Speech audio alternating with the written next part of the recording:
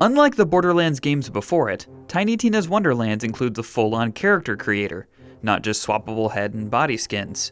And true to Bunkers and Badass's real-world Dungeons & Dragons inspiration, what seems like an impressive appearance generator turns into a fun D&D light character sheet by the end. With that in mind, let's jump into the basics of Tiny Tina's Wonderlands character creator and how it works, if you're wondering just how creative, or weird, you can get. Tiny Tina's Wonderlands features 6 character classes: Stabbomancer, Clawbringer, Spellshot, Graveborn, Spore Warden, and Berserker.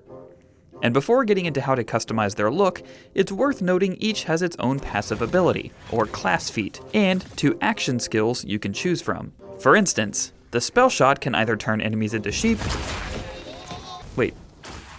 skeep, my apologies, or equip 2 spells at once. The Berserker, yes, I'm going to say it like that every time, can do either a spin attack or a leap attack. Every class has an option like that, and once you reach level 7, you can swap these out at will from the skills menu.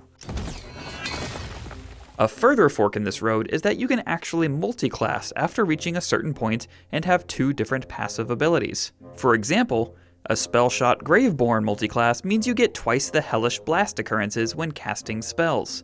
You can also respec your attributes at any time by visiting this machine in Brighthoof, and can even change your secondary class after completing the story. After choosing your initial class, it's time to choose your appearance. You're not beholden to any particular look or race for each class. The look of your class's armor is the only difference, and there are a lot of options in Tiny Tina's Wonderlands, including body type, voice quality and pitch, you animal you!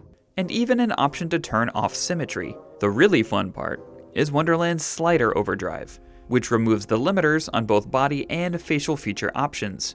When you engage this, you can make some truly horrific / wonderful monstrosities, ignoring human anatomy or even the laws of physics completely. Look at that beauty. I recommend engaging the Slider Overdrive and just hitting randomize to see some true avant-garde works of art. Rapture's own Dr. Steinman would kill for a face like that. Symmetry, dear Steinman. It's time we did something about symmetry. Moving on from your character's appearance, you choose a character background. Similar to D&D 5e, backgrounds help you choose which attributes to excel in. Want higher strength but lower intelligence? Choose Village Idiot. Want low strength and dex but higher intelligence and wisdom? Choose Failed Monk.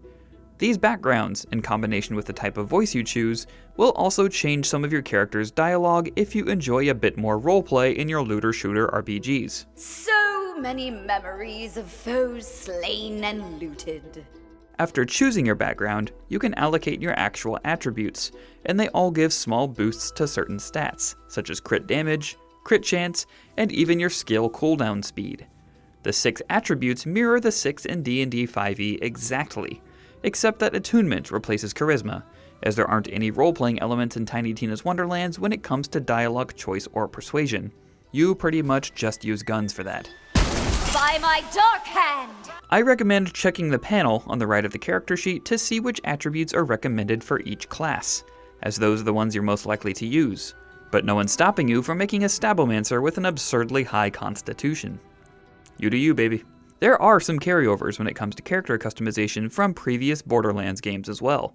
You'll find items in the world that unlock new options for armor and headgear, and those are added to your profile's initial character creation menu in the case you want to make a new character.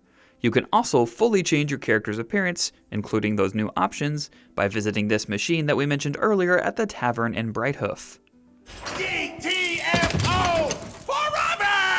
And that's our quick breakdown on the character creator in Tiny Tina's Wonderlands. Anything else you'd like us to cover from the game? Let us know in the comments below. And for everything else gaming, you're already in the right place. IGN.